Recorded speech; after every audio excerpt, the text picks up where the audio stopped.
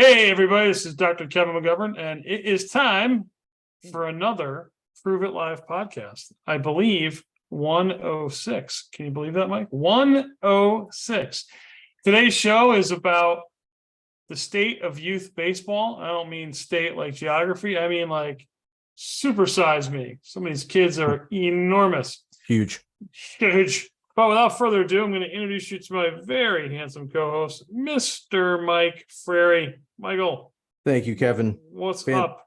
Fantastic, accurate introduction as always. Yeah. So I am Mike Frary from the farm, BPI Diamond Revolution. We'll talk more about that in some upcoming episodes. So really excited about this one. This is like sort of right up my alley. So youth baseball, and we're talking about youth baseball. Technically 15 years youth baseball. But we're talking about the younger kids, the quote unquote smaller diamonds. I use that plural because we're going to get into that.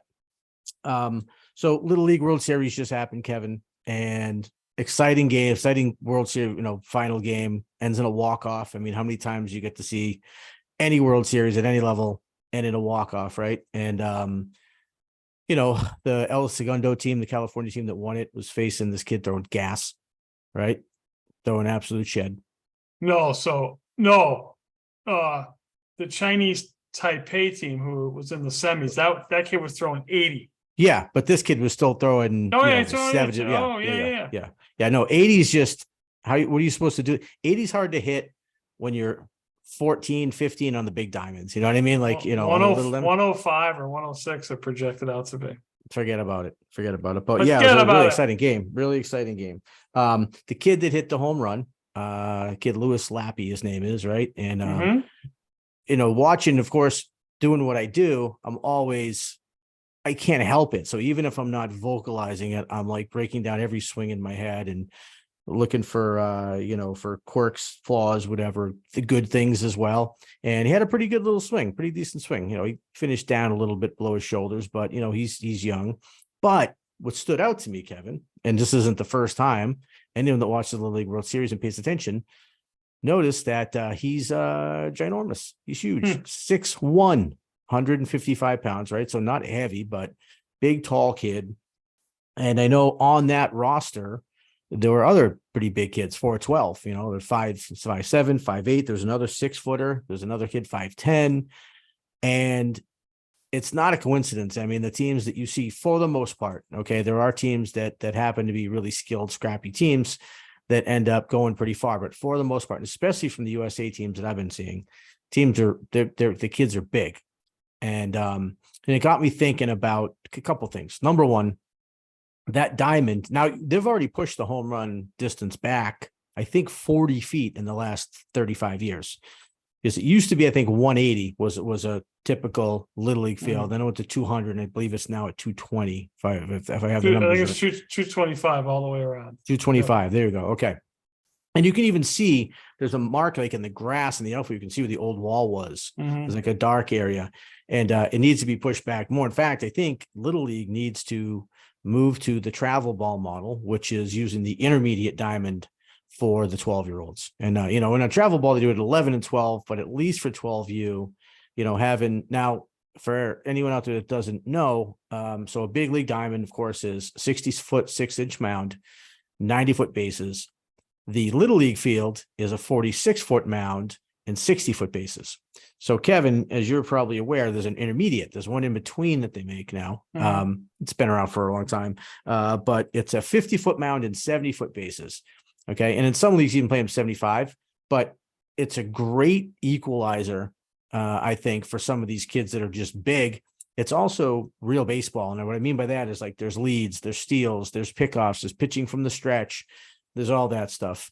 And I'm sure, that kid, Lewis, I'm sure he plays travel ball somewhere. So I'm sure that in the spring he was probably playing on one of those intermediate diamonds. But before we go any further, like, what are your thoughts on that? Like, does the field not just look too small? I mean, there were hit balls off the end of the bat that went out. There were balls that, kids completely chopped down on and still got up in the air and went out. And what do you think? I mean, I think it's way too small. Yeah, I mean, so going way back when I was 12, So my birthday's in February, so in April, May, I was 12. Some of these kids are actually 13. Yes. Yeah. Right. So I actually was 12 during the All-Star. You get into the League World Series by being an all-star in your town and then winning the state. So it's just one little town. We didn't do so well, if I remember correctly, but I was 5'9", around 135. And so I projected out to be the shade over 6'3", and I think I weigh 175 now. There you go. Well, yeah, 175. Maybe, yeah. 175, maybe add a little to that. So, it comes down to, again, Michael, when these kids hit puberty, right? Because also on the team, you'll probably see a kid who was 5 feet, right? Yes, 5'3", and 5'3", and then boom, and someone at 5'3" can be a great athlete and hit puberty and be 5'7" or 5'8" and look like they have no idea what they're doing because their limbs have not caught up. Right. So, this intermediate diamond that wasn't around when we were right. That's new, but I don't think any 13-year-old kid should go from 46 feet to 60 throwing. Agreed. I just think you are asking for trouble. I think there should be some sort of transition, there should be like a 13-year-old league, Little League plus, Babe Ruth minus, right. And only because 13-year-old isn't in high school yet, right? That's not high school. Yeah. So you should be on a big diamond until you're a freshman, right? You should just be, because a lot of what I see is that's the kid who gets hurt, right? The kid who was the stud in Little League throwing 70 miles an hour and then tries to do that and realizes that 70 miles an hour from 46 feet doesn't even reach home plate, right? And then we have elbow and shoulder injuries. On top of, again, we talk about movement, you've got to start your whole training over to address. You can't do the same things you did when they were 12 because they're a whole different, it's like a whole different person. It's a whole different kid. Yep. Right. Isn't that your experience? It's like absolutely. Whole different kid. Yeah. And so two things. First of all, there has to be some concern with throwing that hard with open growth plates. Right. You're throwing 75 miles an hour and 80 miles an hour, as you saw from one of the other teams. That's because those are always like the years we really watch out for. So, and I joke around all the time, but it's mostly true is that I'm taller than all my 13U players and I'm shorter than all my 14U players because by 14, that's when the kids all sprout out. Right. And so, I'm not tall. I'm 5'9" when I walk out of the chiropractor's office. And so, my 14-year-olds are, especially today, I don't know if it's something in the water, I don't know if it's natural sort of evolution of what it is, but kids seem to be bigger, right? I think that's how we got here was that those fields were designed for kids, normal 12-year-olds that were, 5 feet, 5'1", 5'2". And now, some teams you see they have like 5 kids on the roster that are 5'10" or taller. And my sort of gripe with that, Kevin, is that, and I was just looking up, how many big leaguers came out of the Little League World Series, and they claim there's 64 total in the history of Little League World Series. And I didn't do a deep dive. It put a couple names out there, not huge names. My point is that a lot of these kids that they peak at this 12-year-old level, they peak at the Little League World Series. And the reason for that is they're getting by not with skill. Like I said, and this is no knock on the kids that just won it. These kids are excellent little players. It's remarkable defense, by the way. And your swing's not going to be perfect at 12 years old. You're going to have flaws. But anyway, Kid Lewis had a nice swing. But typically, and you see this in travel ball too, there's teams that they literally pick their teams by picking the biggest kids. Their mechanics are, nowhere near where they need to be, like not even close. And they're using a drop 13 bat, minus 13 bat. And typically, right, if you're not facing a kid like Lewis or that Chinese Taipei kid throwing 80, you're typically facing 55, and on a really good day you're facing 65 mile an hour fastball. So minus 13 bat, only 55 to 65, mine, and I'm big and I'm physically mature, I'm hitting them out of the park all day. And those kids speak. And I know I've talked about it before. I think I have about, you see kids at Little League that hit 30, 35 home runs in Little League, and they're the star around town. It never goes, oh, you should see this kid, and he's amazing. And I see him and I point out right away, I go, he's not, that's not sustainable. He's not going to sustain that success because his swing's a wreck. Right. And when I say that, again, no such thing as a great 12-year-old swing, but I'm talking about in comparison to other 12-year-olds who have just a little, a modicum of training. Yeah, I mean, it's like, that is why you see the kids that train, which I want to ask you a question before this, the kids that are training, that are undersized, why you see them leapfrog a lot of these studs, a lot of the kids that tear it up and hit 30 home runs in Little League because of their size, they get surpassed, and it's a shame because, it's sort of like wasted talent, right? Those kids don't go on. So I have my ideas on this. But what is a good age, or what is not a good age? What age can you really start doing advanced development with? And what I mean by that is like mechanical training, body movement and stuff. What age is there? Is there an age that's too young, basically? And what is that age if there is one? I think that 12 to 13-year-old athlete is when you need to address it to just stop injury, right? So, I'll get calls. Will you work with my 10-year-old? No, go out and have fun, right? Yeah, can I teach them a couple things to keep them safe? But we're talking about really technical stuff. 12 and 13, you've got to start with the basics of movement, balance, squats, lunge, perfecting their movement. And then again, that 13 should be that should be the building year. We're on the intermediate sized diamond. And then as that summer of them going into high school, that's when we can start to ramp it up, doing body weight, right, band work movements. We don't need to be picking up weights. We don't need to be throwing it. Let's just get the body to move correctly. Let's even get them in to a martial art class, really get the body to utilize its power from the ground and how we generate power before we start doing these. I'll see these driveline kids, these running guns, flipping over. Yeah.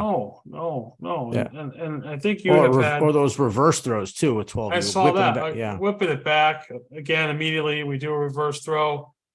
We engage your upper trap, which is exactly opposite of what we want to do. I'd say that's the stabilization. That's where we're going to see these injuries, right? The growth plate stuff, back stuff, because of which almost can change month to month. Yeah. All right. I like that. And I can say from a learned skill development perspective, right? So what age can I take a kid and start teaching him how to swing properly? And I put it right around 9.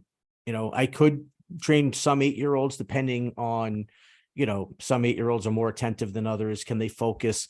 And then because any younger than that, it's really about conceptualizing what you're teaching them. Like, can they conceptualize sequential motion, right? Like turning this thing and then this and this.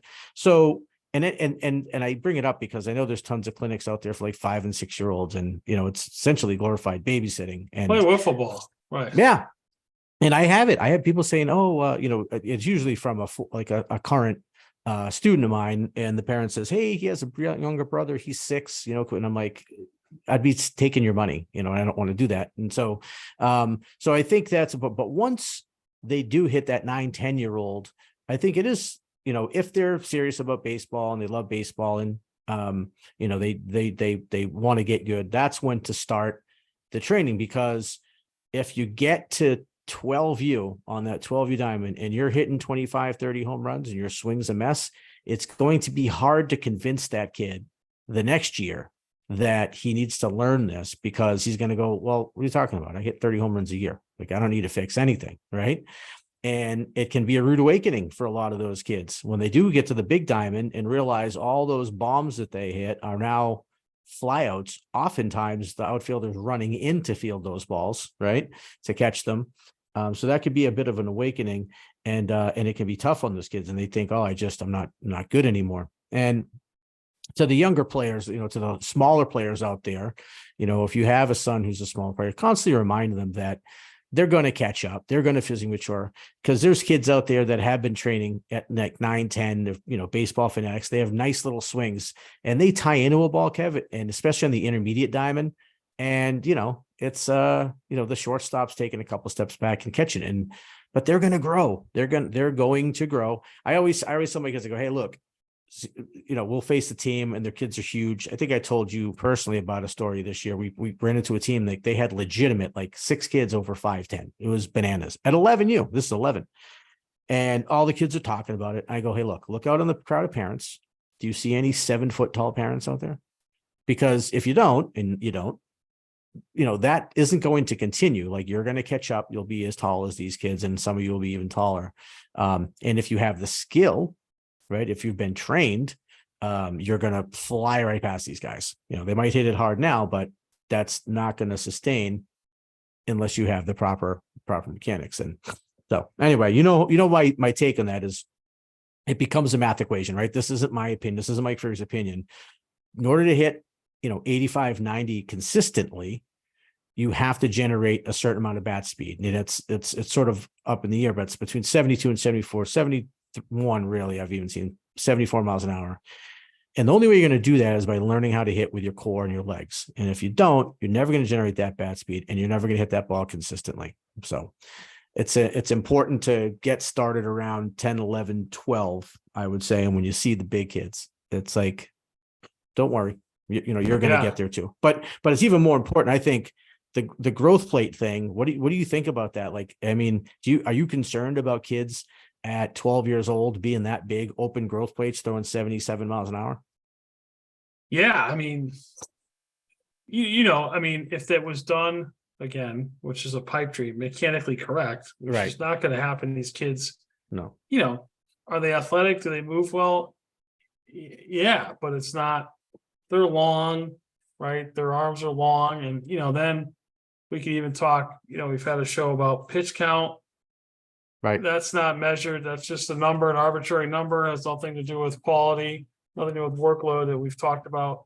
Yeah, I mean, that is the most important age, in my opinion, of when injury can start. And it doesn't even have to be catastrophic. That might be the first time when someone comes off, like I said on the previous show, in the 5th or 6th inning, California did bring in a pitcher who was their closer, who had to come out of the game because he had elbow pain. Yeah. That right around that time frame is when people will start to hear their body, right? They're starting to feel the effects of, gee, my arm is sore, right? And that is the first warning sign. That even the kid comes out and say, my arm is sore, that's an immediate trip to a doctor. And I don't want to sound like being Chicken Little here, but kids, you can drop off a bridge and they bounce, right? So when a kid comes off and says he's got pain in his arm, that's already probably building from something 30, 50, 100, 200 throws ago. Let's not wait till he comes off the mound in tears, right? Let's get this handled immediately, because there's growth plates. And for those, if we don't understand growth plates, pretty much the bone is not completely formed. That's actually how we grow. Like if you take your femur, longest bone in the body, at the end, both ends, there will be a cartilage. The bone hasn't fully formed. So once that does, then you're like a fully grown adult. In the elbow, you can get a separation of the growth plate from the bone. And those are really hard to heal because of blood supply. And we don't want those. And is that usually an avulsion fracture, right? Yeah, pulls so right off the muscle. Or the definition of avulsion is that rather than the bone break, the tendon rips the bone right off. Just stuff we don't even really want to talk about. right. And that's, again, like, that goes to many different factors. Like you said, that kid hit the home run. He's probably playing on the intermediate diamond, which is the issue, because before they went to Williamsport, he Going was at a different probably distance. a different distance at the same season, right? So we have all those kind of overuses on arms that are really just kind of forming, right? Yeah. And it's just, and that's when, I think you had brought up maybe last year about, this is the age when kids quit, right? Because their arm is sore, right? Or, they're not the big fish in a little pond anymore. Yeah, They their get home runs are discouraged flyouts. and they play lacrosse or whatever, or just quit altogether. And this is that age. It is. It's like going from 12 to 13 is the biggest drop off, right? Largest number of players who stop playing baseball from 12 to 13. The next big jump is 14 to 15.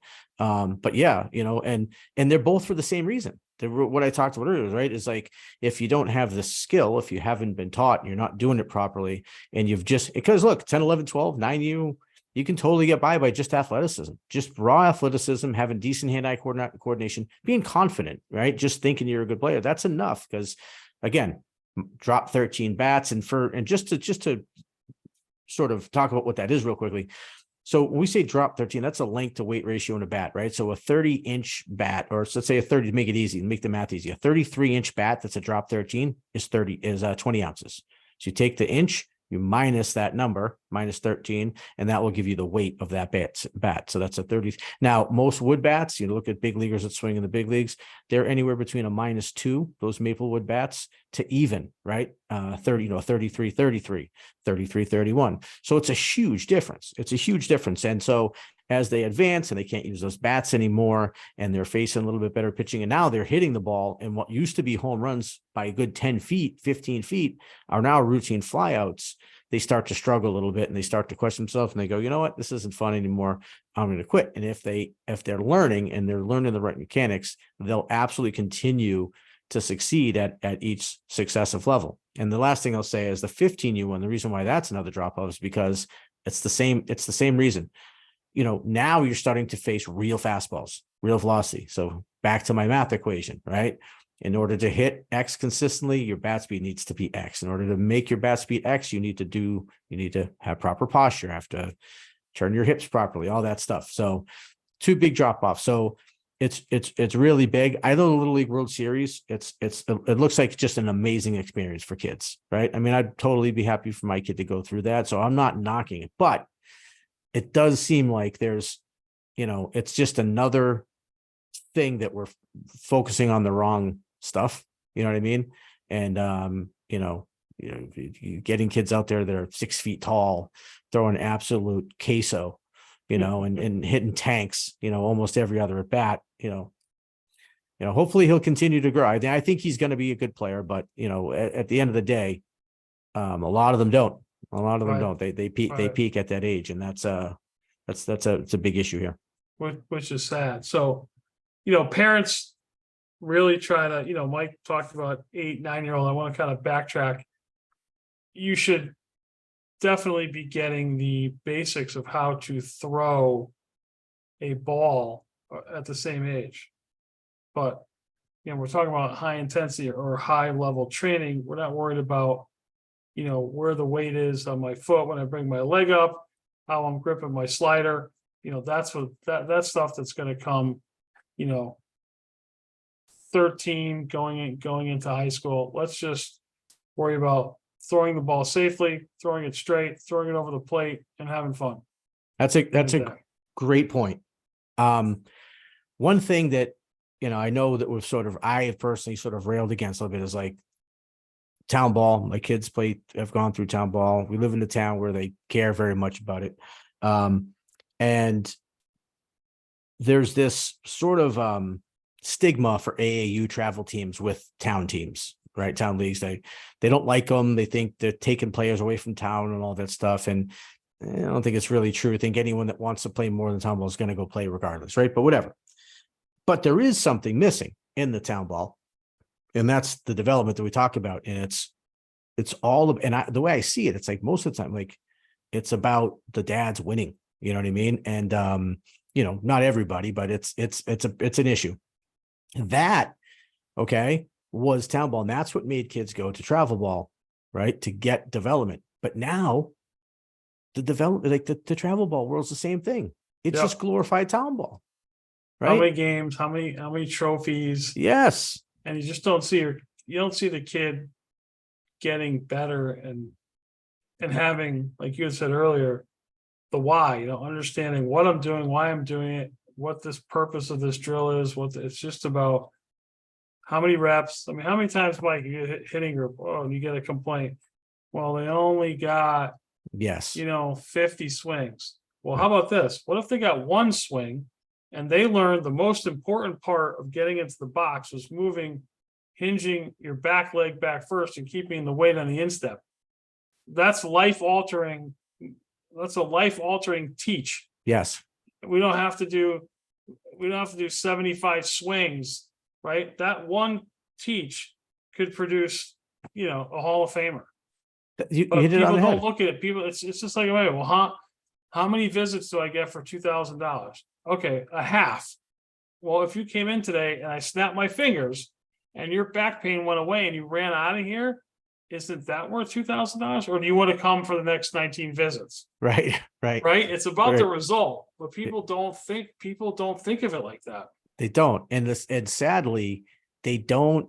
They think they know. That's the tough part, right? Is, I was talking to someone the other day, and again, this was a nice guy, the dad. And I know he didn't mean it this way. He just didn't know, period. But he says he's trying to agree with me about something. He says, because we're talking about, he says, do you play games in your programs? It's just training. I said, no, we play games, and it's sort of like practical application. And he said, oh yeah, he says you need those games, and because reps are reps, and you need to get as many reps as you can. And I'm like, not really. Like if they're the wrong reps, if it's a bad swing, you want to keep beating that into your muscle memory. Right. And no, of course you don't. Right. So yes, you do have to play games to try to apply the stuff that you've learned. And it's not always going to click, but that's why it's always important that it's like at least a 2-1 ratio. You should be training twice as often as you're playing at a minimum. Right. And here's one thing to think about: how many perfect reps you can do with your coach not looking. That's what we should be measuring. Not how many you did at the batting cage, but when you left, you had an understanding and you could reproduce that swing, and how many you did in the backyard to reproduce that of what you were taught. That's what we should measure. Absolutely. Which again is the result. Right. I'd love to get a number of like how many times you're actually even thinking about what I was working on with you, because we get that too. Oh, he takes 250 swings in the backyard every day. And we're like, well, tell him to stop. You don't want to take 250. So like, how many of those are good swings? Taking 250, like you're going for, quantity over quality. I always say, take 10 swings at a time off the tee. That's it. 10. Right. You can do more, but take pause after 10 and go, okay, was I focused on all of those 10? No. All right. Do it again. But it's the quality, because that's how you're going to learn. And is this any different than anything else in life? I mean, do you want, I don't know what the example is. Do you want, 3, Ford Fiats, or do you want 1 Mercedes? Which one do you want? Right. So anyway, therein lies the crux. Therein lies. Yes. But youth baseball, lots of advances. I love the fact that the kids are really enjoying the game right now. There's this thing I hear like, oh, the numbers are down in baseball. That's not really true. At the youth level, they're actually increasing, and that's a good thing. But now it's up to us. It's our responsibility to keep those kids in the game beyond 12U. And the way we're going to do that is teaching them that there's a way to get good at this. There's a development. It's a process. It's a journey, and embrace it. If you just focus on the wins and celebrate the kid's 30 home runs, knowing his swing is bad, he's going to walk away from the game. And it's up to us as coaches, parents, etc., to help guide them and nurture the passion, in my opinion. 100%. So parents, baseball players, fans, please visit proveitlive.com. email the show at info@proveitlife.com. Check out our YouTube page. We've got not only the show, but we've got videos up there on current tips and information. Like, subscribe, do all that kind of stuff. It helps us out, it helps the show to grow. And we will see you next time. Thank you again for listening. Thanks, everyone.